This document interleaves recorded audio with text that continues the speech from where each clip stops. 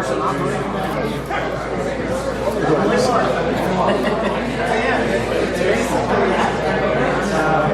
every 70 square feet in the house, every 70 square feet. The first room I used to be 110 feet. What is the jail cell? They're bigger than that. Hotel seats. Then you see a picture doing something last night. Okay, good evening everyone. Can you hear me? Everybody in the back, if you're hard of hearing, move up to the front. So glad to see everybody tonight. We know this is a busy night with the March JPA meeting going on in Moreno Valley. So our meeting, we're going to try to be done about 7:15 to 7:30 in case people want to go over there to be able to speak. That's an important meeting on the warehouses and the West Campus over in Orange Crest. So appreciate everybody for coming. We've got a few things to go through and then we're going to get the chief up here. This is our area, of course, Mission Grove and all the surrounding communities that we have. We now cover a population area of about 70,000 people, which is over 20% of the city's population. So we're doing pretty good. Again, Canyon Crest, we want to thank them for the facility. They let us use this at no charge. We really appreciate that. If you can buy food and beverage, that adds to the thank you to them. If you did not receive our email, you're not getting our emails, fill in the sign-in sheet in the back so you can get our emails. And I want to reach out to everyone. If you know anyone in your neighborhood, even if they don't come to the meetings and they're not interested, to get their email and get them to sign up so they can at least get the messages. Because we're going to start having situations where we're going to need signatures for referendums and initiatives. And we're going to need registered voters to get those signatures so that we can overturn city council and other things that's going on. I'm not going to wait anymore for changing elected officials. We're going to start doing it. So we're going to align ourselves with about 8 other community organizations around the city, and we're going to have to go out and get 2,500 signatures with each organization in about 50 days. Because you only have 60 days or so to get about 16,000 signatures to overturn the city council. But once we do it and we get it down, then it'll be like clockwork. You go back to the same people in the next one and get it signed. So a referendum would be to basically reverse a decision of the city council, and they would not be able to act on it for a year or so. And an initiative, we would be putting something on the ballot to be voted on. And I think you can think of a number of things we would have rather had on the ballot than had in front of the city council today. We have a new city council. I'll talk in a minute about them and what they're doing. So, some of the news. The March JPA I mentioned. We've come out with our second policy paper on the March JPA. You know, they were reviewed by the civil grand jury, and then they responded to the civil grand jury. And if you read that report, it's just telling as to how much they really don't care what the public thinks or any transparency or anything else. Anyway, we've done some more research. We've come out with a paper reviewing that, and we're going to do a third paper. We're really digging into the operations and the functions of the March JPA.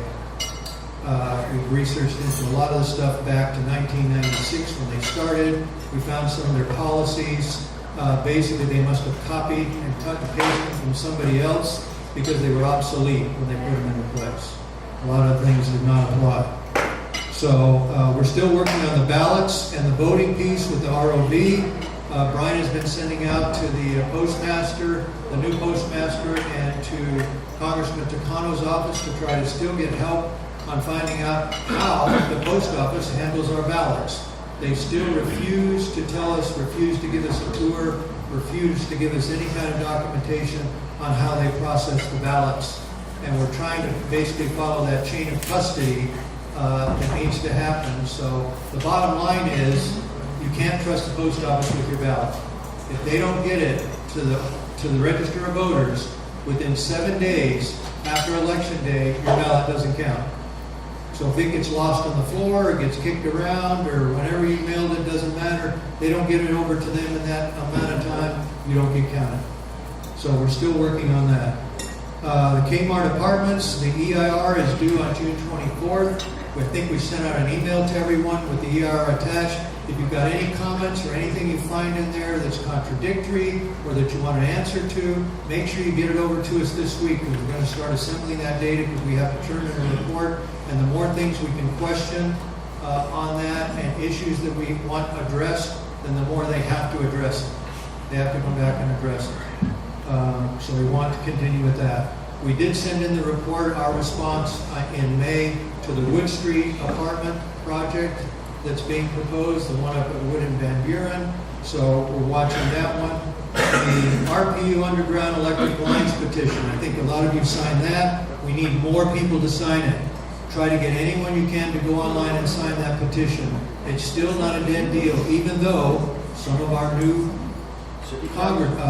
city councilmen didn't vote the way they said they were going to vote and voted to stay overground and not to go underground. So we're still battling that, and that's a perfect example of the type of thing that we would go out and immediately do a referendum and reverse what they've done. So, but that's what they did, and so now we've got to work with it. We're going to have some people coming and speaking on the sober living homes. The city council had a meeting yesterday talking about the sober living homes. This is where they take homes within tracts, and basically people that are addicts or alcoholics can come and recover. And they were complaining on that down in the Wood Streets about one that was going in that was going to have 28 people in one house. They've decided now through the state's laws that you can have up to 6 people in a one bedroom.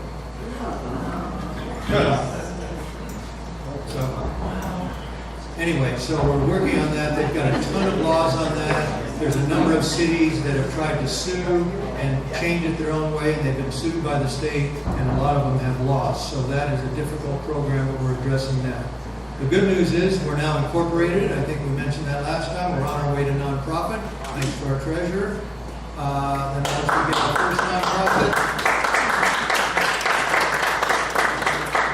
once we get our first nonprofit, then we'll incorporate again and get our second nonprofit so that we can work on local elections and so on. We are opening our bank account this week, so we are available to take dues if people are interested. So we're going to have our bank account this week, so we'll be open to memberships at $12 a year. It really breaks the bank.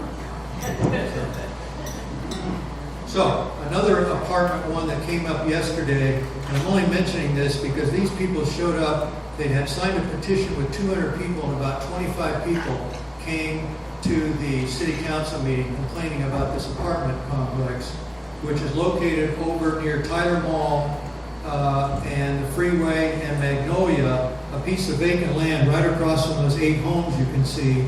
And they thought when the ground was being broke that they were just going to build 8 more homes, across the street from the 8 homes were there. Lo and behold, they found out it's going to be 63 apartments, 2 3-story buildings, right in a single-family neighborhood. So this is the area that it was. You can see where you could just add homes across the street, but no, they're building 2 3-story apartments. So the people were like, when did you decide this? We were never notified. Apparently it started during COVID. The city council started reviewing it in 2021. They probably got a mailer just like we did for the Anton project. But those postcards look more like an advertisement for apartments, not a warning meeting about new apartments. So if you don't pay attention to it, you think someone's sending you an ad for new apartments. So they might have gotten that back when COVID was over, but nobody knew it. They had signed a petition with 200 people. There were 25 people there speaking. Some of them were crying with these 3-story apartments now looking down on their house. So one reason why we have this group that we have here today is to monitor and track this stuff so we don't get trapped. So here's the project under construction. One of the complaints at the meeting was, in other cities they put up a sign before they start construction to say coming, office building, so many units, whatever, or apartment building. So this one, the only sign they put up that says, if you see dust, call this number. They don't say anything about how many apartments or what's being built or anything. So anyway, we threw that out because that's another apartment. The city seems to be headstrong into hitting this 20,000 unit goal by in the next 4 or 5 years, and I'm still trying to figure out whether the market's going to be able to absorb all these extra apartments. Thousands of more apartments, because right now the vacancy rate is 6%, which is normal. We don't have waiting lists at these big apartment complexes waiting for people to get in. And apartments don't get people into home ownership. Condos and low-priced homes get them into home ownership. But builders are against condos right now because they don't want to live with the 10-year warranty and that stuff. But condos is what gets people into the housing market. So anyway, they're headstrong in passing anything. We also noticed that they went through and changed the zoning randomly on a whole bunch of parcels back in March throughout the city to mixed use so that they can get builders to come in with apartments. And once the zoning's already changed, and the state law says you can fast track that through, and it doesn't really matter what the public says. So we've got to make some changes down at City Hall with the people that we have there. So tonight we've got the chief. He's got a lot of stuff to talk about. Oh, the other thing I was going to mention is we have our board meeting on the 29th. We'll have the next meeting on July 2nd. And you know, we were talking about the EMD neighborhood park that used to be the water district on the corner of Mission Grove and Alessandro. But we've got a new plan to try to get the land next to that on Alessandro where the Mill Street water treatment is along there, and basically put in a community center and a remote police station. You'll be taking away the homes. Yeah, maybe we can even put a jail in there. So we don't ever take them. That way they can be in jail in their own neighborhood. When you release it, they can swap. Yeah, when they're released, they can do it, which is what they do now.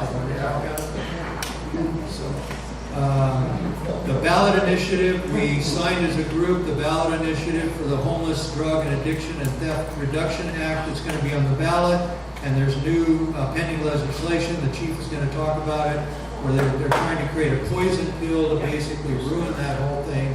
So we did sign along with the Californians for Safer Communities Coalition. We let our group sign on that as a group, as the Mission Grove Neighborhood Alliance. So we did that. So it's been a very busy time and a busy week this week. So now I'm going to bring up the chief. He doesn't need any more introduction. He started in Bakersfield as a lowly officer.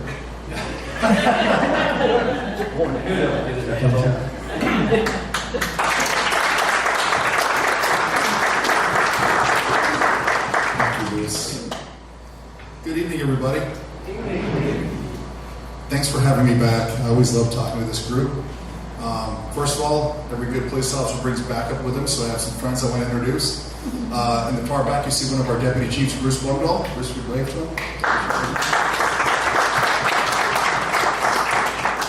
And then, you guys might remember Lieutenant Troy Banks was your area commander for this area for the last year and a half or so. He's transferred. He's getting ready to retire, so we put him back out on patrol as a watch commander. And you have a wonderful new area commander. She's recently promoted, and that's Lieutenant Brandy Merrill. She's in the back. And then I always like to say the most famous guy at RPD is our public information officer. That's Ryan Rills back over there taking pictures. Well, thank you, folks. I do have a lot of ground to cover. I'll make it quick. I know a lot of you guys are going to another meeting, so I want to thank you for spending some time with me before you go to that one. Bring a pillow. It might be a long one at the other one. But I do want to get through some things and make sure I have some time to answer questions as well. So I'll start off with what it's probably been almost a year since I talked to you guys last time. I was up at the Cactus Cantina. And one of the things I talked about, one of the biggest difficulties we were facing at the time was recruitment and retention. We were down almost 85 police officer positions. We've cut that in half to this point. Just to give you some, thank you. Right now, we have 38 people in the police academy. So that's the most we've ever had. We use both academies, San Diego County Sheriffs and Riverside County Sheriffs. We'll have 32 as of tomorrow because 6 are graduating tomorrow night from the San Diego County Sheriff's Department. They'll be in our field training program with an officer. That's another 6 months. Right now, we currently have 16 officers in the field training program, so that'll add to that. We'll have 20, whatever, let me do the math on 20 some odd folks in training. So making a lot of progress with that.